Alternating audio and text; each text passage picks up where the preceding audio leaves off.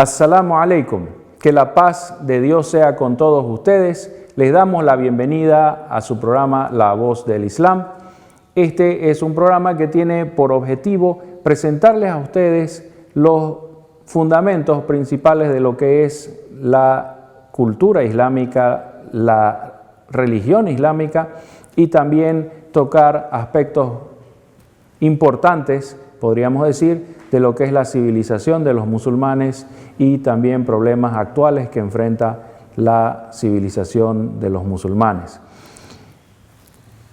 Quería informarles también que ustedes pueden dirigir sus preguntas a través de las redes sociales. Si ustedes tienen alguna interrogante, alguna duda en especial, la pueden dirigir a el Centro Islámico Boliviano o a las direcciones que van a aparecer en su pantalla, ¿sí? Para que podamos responderla en el transcurso de cualquiera de los episodios de La Voz del Islam. No vamos a empezar, sin embargo, sin antes darle la bienvenida al profesor Israel, que se va a encargar también hoy de hacernos conocer cuáles son las dudas, las preguntas que nos llegan a través de las redes sociales. Salam alaikum, ¿cómo está usted, profesor Israel? Assalamu alaikum, Sheikh Isa, y gracias por invitarme a su programa. Gracias a nuestra teleaudiencia también. Y la primera consulta es la siguiente. ¿Cuáles son los fundamentos prácticos del Islam? Muy bien. Nosotros estamos, como ustedes saben, haciendo una serie de programas que tratan sobre la Sharia islámica en especial. Sin embargo, esta es una pregunta muy pertinente hacia entender por qué la religión de los musulmanes, aparte de tener una serie de ideas o conceptos en los cuales se denomina credo, creencia o fe, también existe una serie de acciones a los cuales se denomina los pilares prácticos o los fundamentos prácticos del Islam. Entonces, una pregunta muy importante para que respondamos en el programa de hoy. Inicialmente, decirles que cualquier cosa que nosotros podamos afirmar en el Islam, presten atención, cualquier cosa que nosotros podamos afirmar del Islam, ya sea positivamente, es decir, afirmando algo, o también negativamente, negando algo, debe estar basado en una prueba, en una evidencia que se origina en la revelación. Esta pregunta, ¿cuáles son los fundamentos prácticos del Islam? ¿Cómo debe ser respondida? La tenemos que responder en base a lo que es la revelación de Dios, en base a lo que es la revelación del Sagrado Corán y la explicación de esta revelación coránica que es en la vida del profeta Muhammad, que la paz y bendiciones de Dios sean con él. Vamos entonces a esta evidencia. Dice el profeta Muhammad, el Islam se levanta, se construye sobre 5 fundamentos, 5 columnas, 5 pilares. Hacer primero el testimonio de fe. Es el testimonio de que no hay más Dios sino Allah y de que Muhammad es mensajero de Dios. Segundo, la práctica del rezo. Tercero, dar limosna a los necesitados. Cuarto, ayunar en el mes de Ramadán. Y quinto, el peregrinaje. Esos serían los fundamentos prácticos del Islam desde las mismas evidencias de la revelación del Sagrado Corán y la explicación práctica, la exégesis viva del Sagrado Corán, que es el profeta Muhammad, que la paz de Dios sea con él. Vamos a detallar un poco qué significan o en qué consisten estos fundamentos prácticos. Primero, el testimonio de fe consiste en declarar públicamente ante la comunidad de los musulmanes. Esto no es absolutamente necesario si la persona teme por su vida que al islamizarse esta persona vea que su familia o su entorno pueda amenazar su vida, entonces no hace su testimonio de fe ante la comunidad, es decir, no lo hace públicamente. Fíjense, es muy importante esto porque no todas las sociedades son tolerantes, no todas las sociedades son abiertas, ¿sí? Así como la nuestra. Entonces, esta persona que desea pasar de la simple creencia en algo, de la simple fe en algo, a vivir de acuerdo a su fe, a transformar las ideas que están dentro de su cabeza, los sentimientos que puedan estar dentro de su corazón, a transformarlos en obras, en actos fehacientes, esa persona decide esto y empieza con la práctica del testimonio de fe, es decir, una declaración pública, si es posible, si no es una amenaza contra la integridad física de esa persona, o si no, puede ser también una declaración privada de que no hay más Dios sino Allah, o no hay más Dios con D minúscula, sino el Dios con D mayúscula.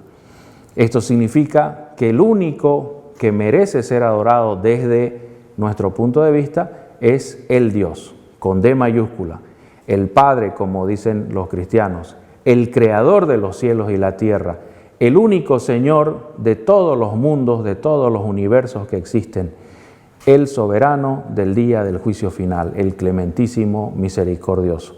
Allah, en el lenguaje árabe, que es el vehículo a través del cual le llegó la revelación al profeta Muhammad. El testimonio de fe tiene una segunda parte, y esta segunda parte es testificar de que Muhammad es mensajero de Dios. ¿Qué significa esto? Más allá del reconocimiento tácito, el reconocimiento público de la profecía de Muhammad. Esto significa que nosotros nos estamos comprometiendo a adorar a Dios, el único que merece ser adorado, de la forma que nos enseña con su ejemplo vivo, con su palabra viva, el profeta Muhammad, que la paz de Dios sea con él. Como segundo pilar o fundamento práctico del Islam está el rezo. El rezo es un pequeño ritual que es el ritual básico del Islam, el ritual fundamental, el ritual islámico por excelencia. El Islam es una religión que tiene muy pocos rituales y el principal, el primero de estos es la práctica del rezo. ¿En qué consiste el rezo? El rezo es una especie de pequeña misa personal a veces y otras veces en comunidad que consta de una serie de frases que se dicen y movimientos que se hacen. Inicia pronunciándose la frase Allahu Akbar, Dios es el más grande. Y termina cuando la persona en posición sentada dice Assalamu alaikum en una dirección y dice Assalamu alaikum en otra dirección. Assalamu alaikum, como ustedes saben, significa que la paz de Dios sea con ustedes. Entonces, no queremos entrar en detalles, ese es el rezo, y la práctica correcta del rezo es el pilar segundo del Islam. Tercero, la limosna. El musulmán no solo adora a Dios con sus palabras y sus movimientos, sino que también adora a Dios con sus bienes. ¿Qué significa esto?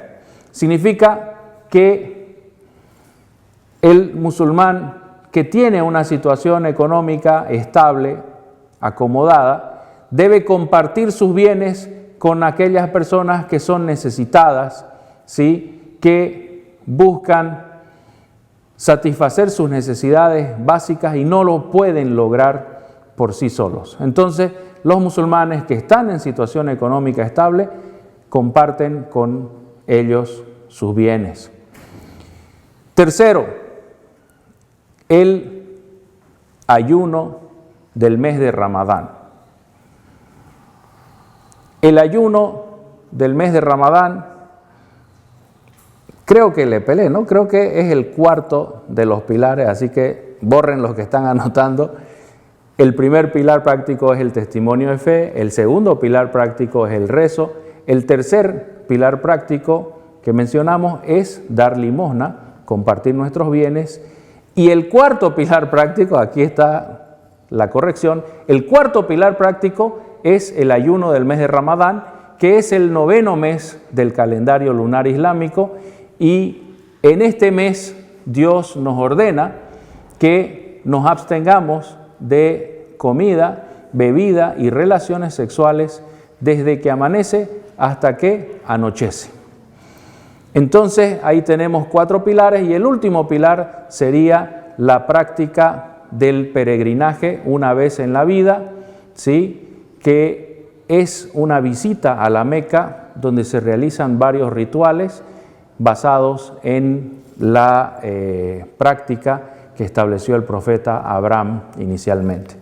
Esos serían los 5 pilares prácticos o fundamentos prácticos del Islam y esperamos que la respuesta sea satisfactoria y útil para aquellos que buscan conocimiento.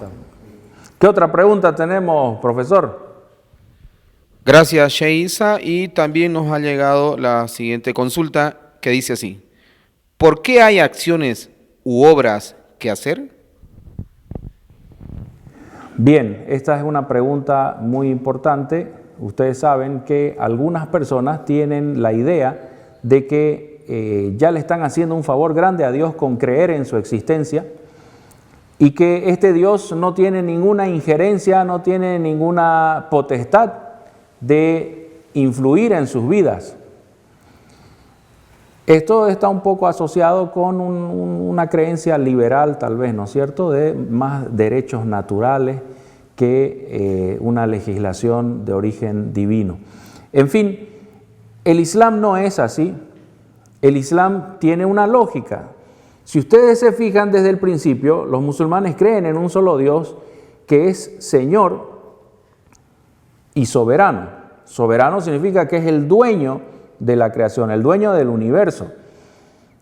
¿Y qué es lo que hace un propietario, un dueño?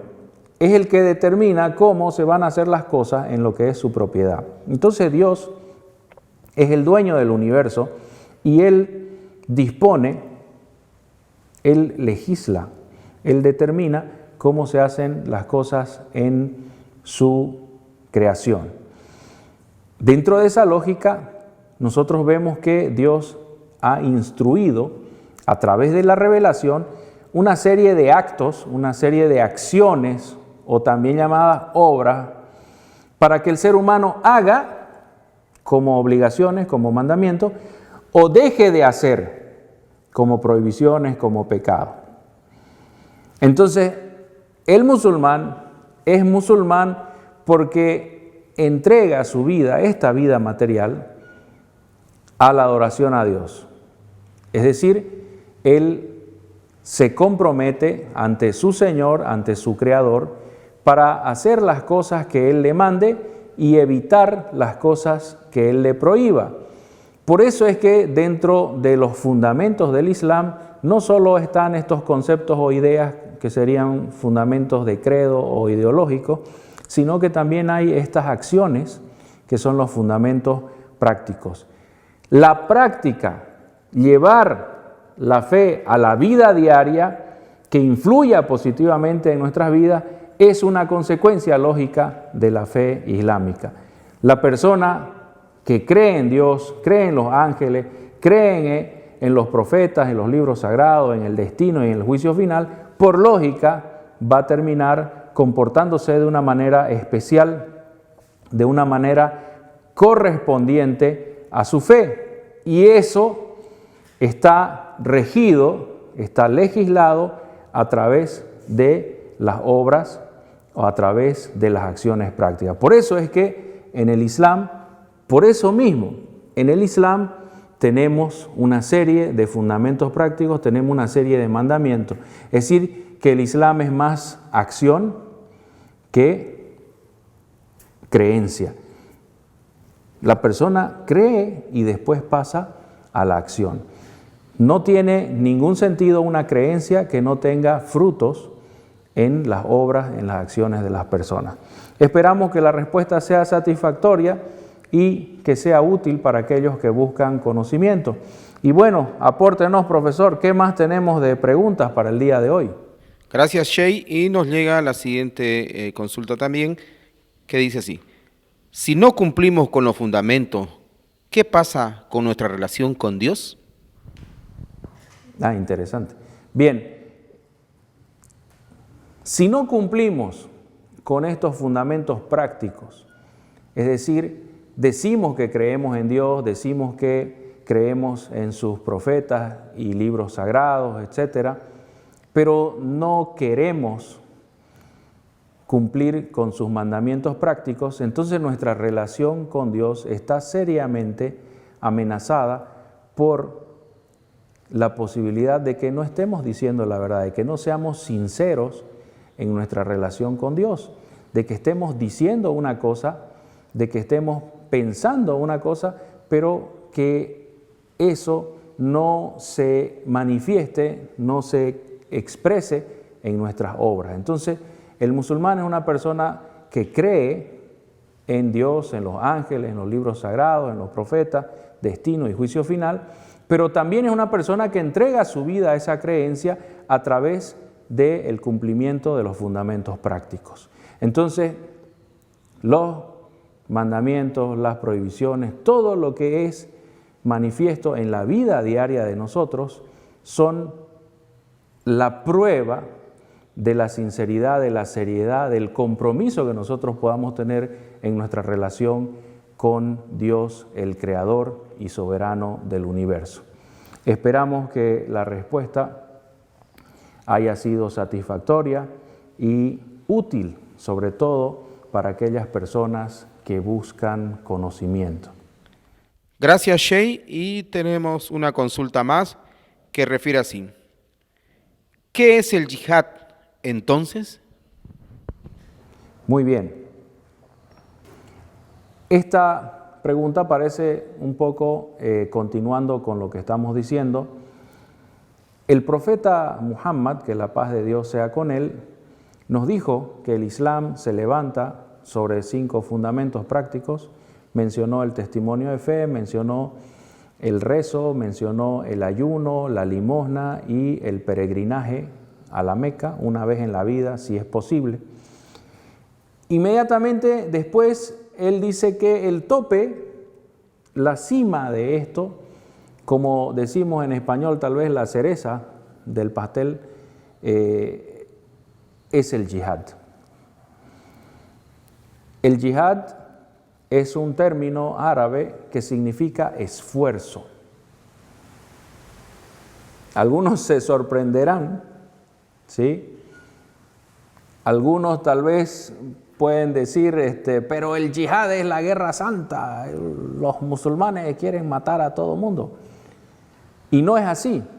La palabra yihad significa esfuerzo, y este esfuerzo es en general. Se trata del esfuerzo que hace la persona para complacer a Dios a través de las buenas obras, a través de hacer el bien y combatir el mal.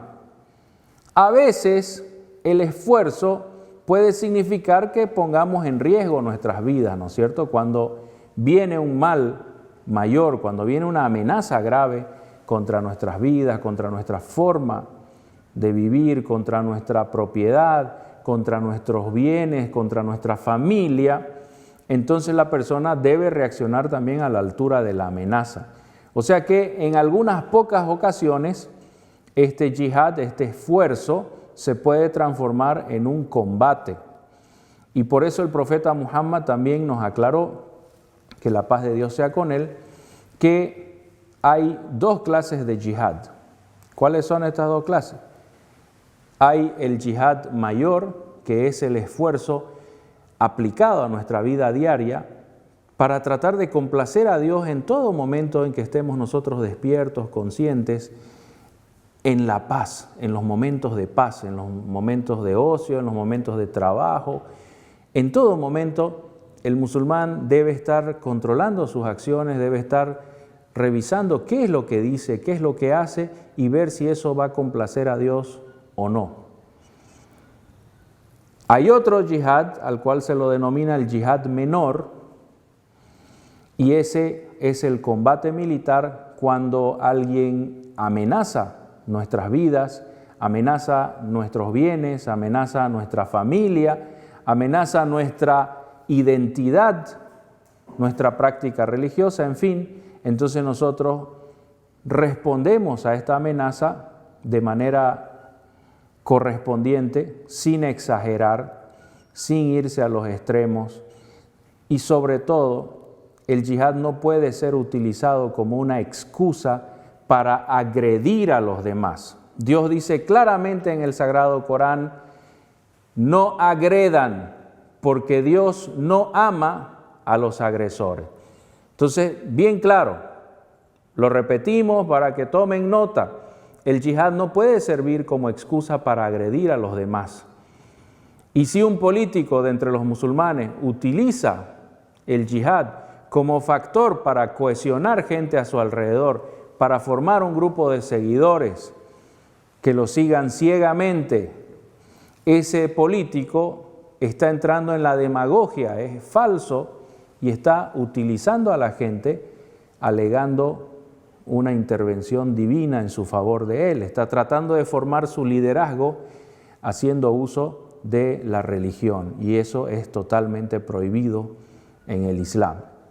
Entonces, volviendo a la pregunta que nos leía el profesor, el yihad vendría a ser el esfuerzo diario que hace el creyente, levantándose temprano en la mañana, haciendo su rezo, vistiéndose de una manera agradable, apropiada, modesta, yendo a trabajar, haciendo bien su trabajo, cumpliendo sus compromisos, refrendando su palabra con acciones, entregando al cliente o tal vez al jefe lo prometido, alimentándose de manera saludable, alimentándose solo de lo que se ha ganado lícitamente, alimentándose de las cosas buenas y permitidas que Dios nos proporciona.